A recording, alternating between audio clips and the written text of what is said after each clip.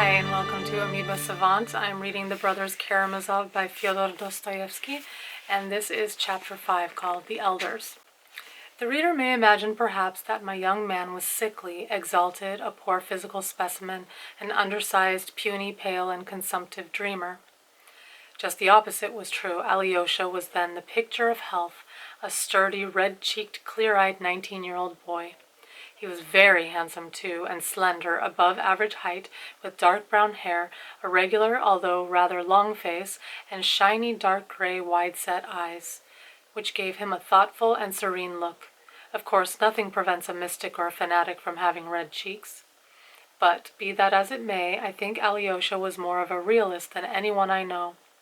Of course, when he was in the monastery, he believed entirely in miracles, but I don't think that miracles ever confused a realist. Nor is it miracles that bring a realist to religion.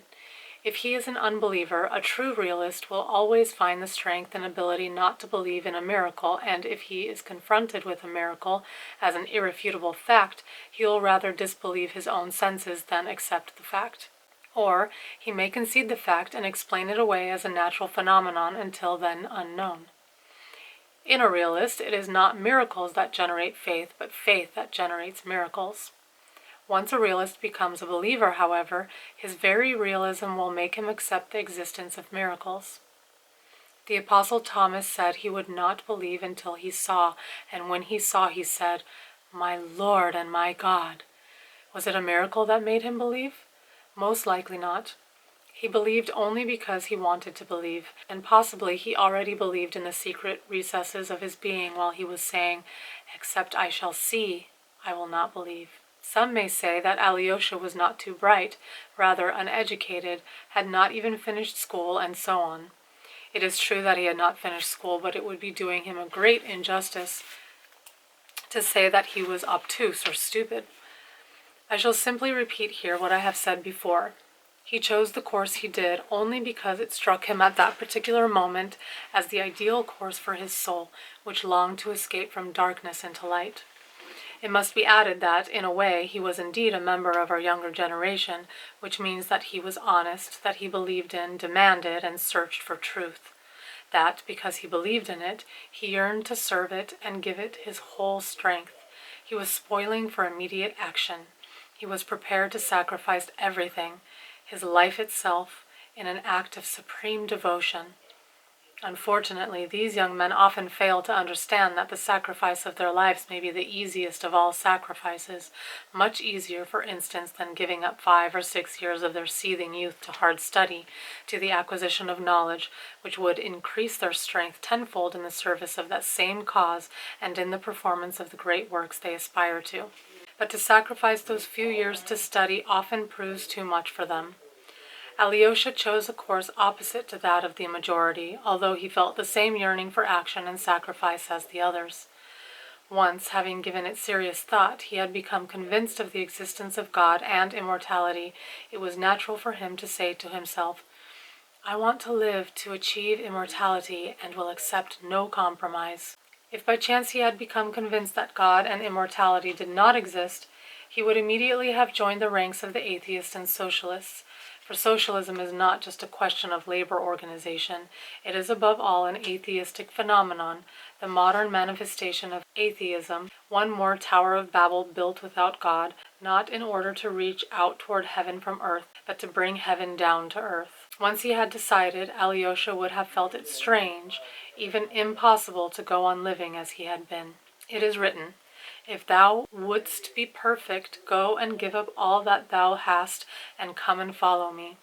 So Alyosha said to himself, "I cannot very well just give up a couple of rubles instead of all I have, or, instead of obeying the Lord's 'follow me,' just attend church." Perhaps there lingered in his mind some early memory of our monastery to which his mother may have taken him to attend Mass. Or perhaps his decision was somehow connected with the slanting rays of the setting sun on the icon before which his crazy mother had held him. When he first arrived, Alyosha had seemed to be pondering deeply about something, perhaps trying to decide whether he would be able to give up all or only a couple of rubles. Then he met the elder at the monastery. This was the elder Zosima, whom I mentioned earlier, but before I proceed I should try to explain that an elder in our monasteries is what an elder is. I regret that I am not fully versed in these matters, but I will do my best to give a rough idea of that institution. First of all, according to the experts, the institution of elder came into existence in our Russian monasteries only quite recently, less than 100 years ago, although it has existed for well over 1,000 years throughout the Orthodox East, particularly in Sinai and on Mount Athos. As I understand it, in olden times there were probably elders in Russia too, but as the country went through a series of calamities, the Tartar invasion, civil wars, and isolation from the Orthodox East after the fall of Constantinople, the institution fell into disuse and the elders vanished from our monasteries.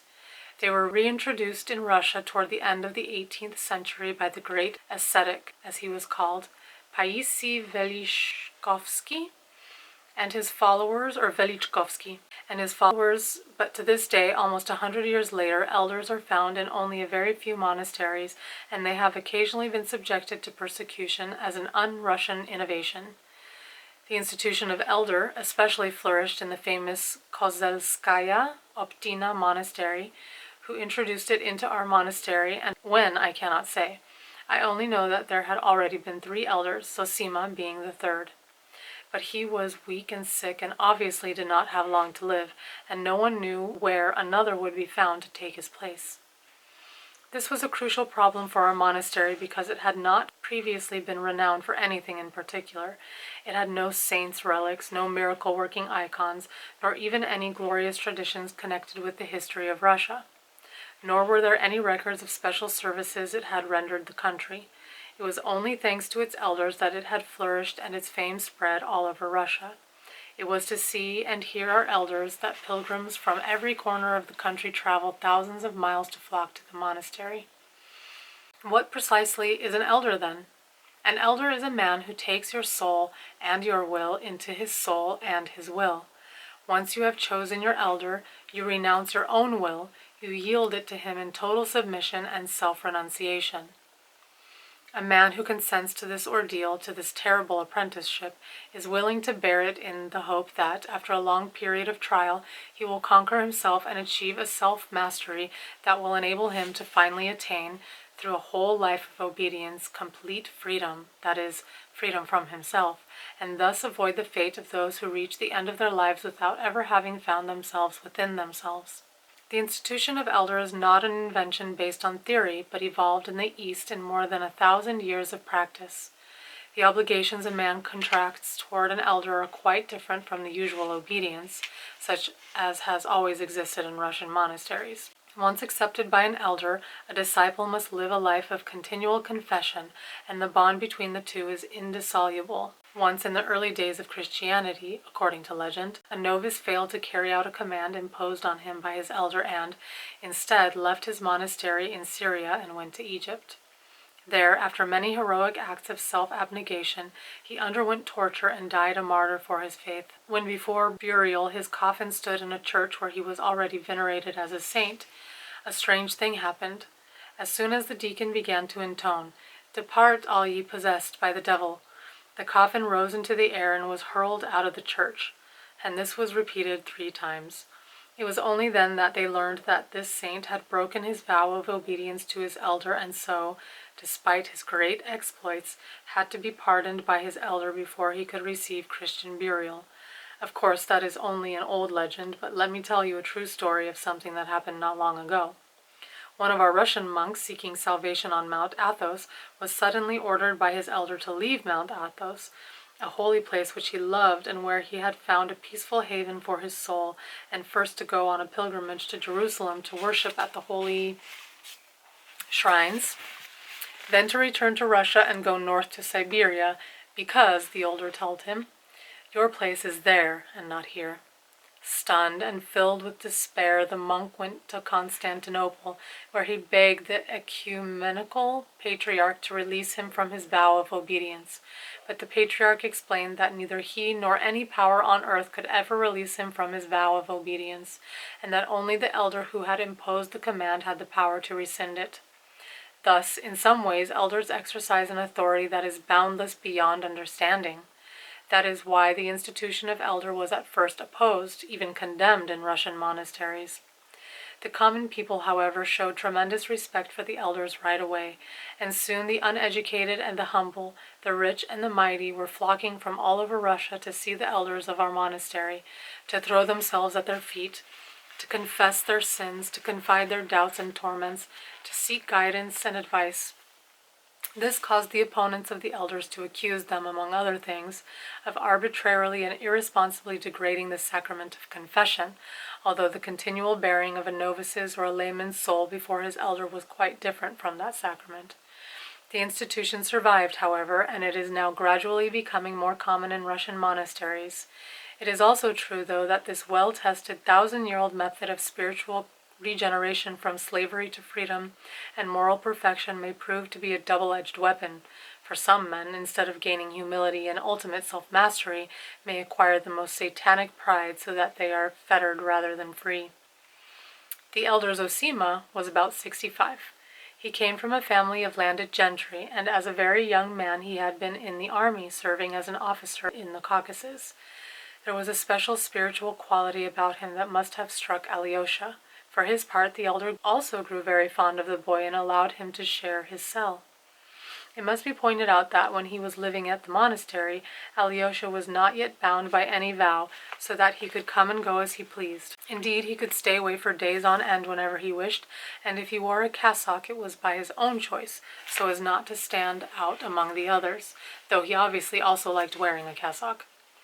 It is also quite possible that Alyosha's youthful imagination was greatly stirred by Zosima's spiritual power and the fame that surrounded him. Many said of the elder that, in accepting all those who had come throughout the years to entrust their souls to him, to seek his guidance and solace, he had heard so many confessions, secrets, and tales of human despair that he had finally acquired an insight so keen that he could guess, from the very first glance at a newcomer, what he would say, what he would ask him, and even what was really tormenting his conscience. Often the visitor was surprised, confounded, and even frightened on finding that the elder knew his secret before he had even uttered a word. Alyosha also noticed that almost all who came to Zosima for the first time were filled with fear and apprehension as they entered the cell to face him alone, but that almost without exception they left smiling and serene. Even the gloomiest faces emerged beaming with joy. Alyosha noted with particular interest that the elder Zosima was in no way severe, but if anything, was always rather cheerful. The monks said that he was particularly warm toward the worst sinners, and that the greater a man sins, the greater was the elder's love for him. Even toward the end of Zosima's life, there were monks who hated and envied him, but there were fewer and fewer of them, and they kept their feelings to themselves, although some occupied important positions in the monastery. Such was one of the oldest monks, a man famous for the strictness of his fasts and for his long periods of silence.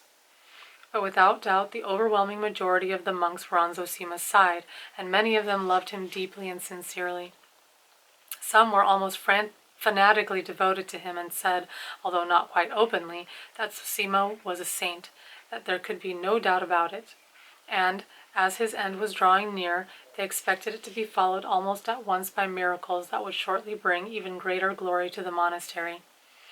Alyosha was one of those who had unquestioning faith in Zosima's miraculous powers, as unquestioning as his acceptance of the story about the coffin that flew out of the church by itself.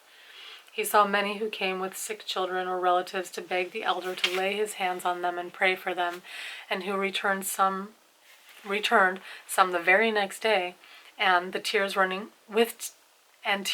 down their cheeks, prostrated themselves before the elder, thanking him for healing the sick.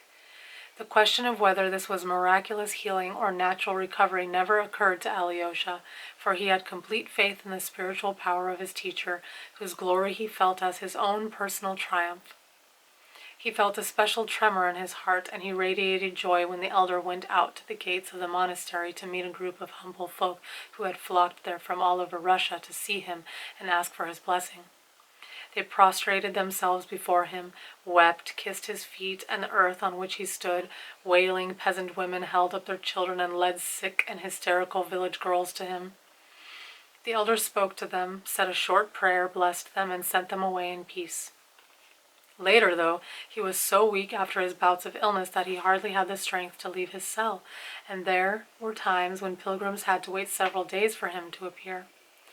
Alyosha never felt the least surprised that all these people should love the elder, that they should prostrate themselves before him, weeping with emotion at the mere sight of his face. Oh, he understood very well that for the meek soul of a simple Russian, exhausted by grief and hardship, and above all by constant injustice and sin, his own or the world's, there was no stronger need than to find a holy shrine or a saint to prostrate himself before and to worship. Even though sin and injustice and temptation are all around us, we know that there is on this earth a holy man, a saint who is just and knows the truth, and this means that truth and justice have not vanished from the earth, and so will come to us too and rule over the world as has been promised. Alyosha knew that this was what the humble folk felt, that this was how they thought. This he knew with his reason. But that Zosima was such a saint, a guardian of divine justice, that was something Alyosha never doubted, something that he felt spontaneously, like all the weeping peasants and the sick women who held their children up to the elder. And the conviction that, after his death, Zosima would confer great glory on the monastery was perhaps stronger in Alyosha than in anyone else at the monastery. Indeed, a strange, profound, overwhelming ecstasy had burned in him more and more powerfully of late. He was not in the least troubled by the fact that Zosima stood before him an isolated phenomenon. It makes no difference, he is a saint, and his heart knows the secret of regeneration for all, the power that will finally establish the rule of truth on earth. Then all men will be saints and will love one another, and there will be no poor and no rich, no mighty and no humiliated. All will be the children of God, and the true kingdom of Christ will come. This is what Alyosha felt in his heart. The arrival of his brothers, whom before this he had not known at all, seemed to make a tremendous impression on Alyosha. He got to know his half-brother Dmitri more quickly than his brother Ivan, and felt closer to him, although Dmitri arrived later. Alyosha was very eager to get to know Ivan, but although his brother had been in town for 2 whole months and they saw each other quite often, they still seemed unable to really make friends. Alyosha himself was silent and reserved. He seemed a little embarrassed, and if he were expecting something from his brother and Ivan, although at first Alyosha felt his long and scrutinizing looks resting upon him, soon appeared to lose all interest in him. Alyosha, who was rather taken aback by this change, ascribed his brother's distant attitude to the difference in their ages, and, above all, in their education. But at times he also suspected that Ivan's lack of interest and sympathy might be due to other causes about which he knew nothing. He somehow felt that Ivan was absorbed in something within himself, something very important, that he was pursuing some goal, perhaps a very difficult goal, which simply left no room for Alyosha in his thoughts, and that this explained why he looked at him so absent-mindedly. Alyosha also wondered whether the cultured atheist might not feel some contempt for a silly novice. He knew very well that his brother was an atheist and could not possibly take offense at his brother's contempt, if contempt there was, yet he was in a state of acute discomfort, for which he himself could not account, as he waited for his brother to deign to come closer to him. Dmitri, the oldest brother, showed tremendous respect for Ivan and spoke of him with strange emotion. It was from Dmitri that Alyosha learned the details of the important matters that had linked the 2 older brothers so closely and so strangely. Dmitri's enthusiastic admiration for Ivan struck Alyosha even more forcefully since, compared with Ivan, he was almost entirely uneducated, and the 2 offered such remarkable contrast in character and personality that it was hard to imagine 2 men more unlike. It was at this time that a meeting, or shall we call it a gathering, of the members of this ill-assorted family took place in the elder's cell, a gathering that was to deeply affect Alyosha. Actually, the meeting was held under a false pretext. By then, the dispute between Dmitri Karamazov and his father over the inheritance and their financial dealings had reached an impasse, and the relations had become untenable. Mr. Karamazov seems to have first suggested, and that in a jocular tone, that all the Karamazovs gather in the elder's cell. Without asking for Zosima's direct arbitration, he felt they could still discuss the matter more decently in the venerable presence of the elder, which might inspire respect and have a reconciliatory effect on them. Dmitri, who had never visited the elder, indeed had never set eyes on him, thought that Zosima was being used to intimidate him. But since he secretly felt a little guilty about some of the things he had said to his father during their arguments, he accepted the challenge. It must be noted that, unlike Ivan, Dmitri was not living with his father, but was staying in a house at the opposite end of town. Peter Musov, who was in town, turned out to be particularly eager that Mr. Karamazov's suggestion should be taken up. A typical liberal of the 1840s and 1850s, this freethinker and atheist took a very active interest in the business, perhaps out of boredom or perhaps just to have a little light-hearted fun. He was suddenly eager to have a look at the monastery and at that holy man.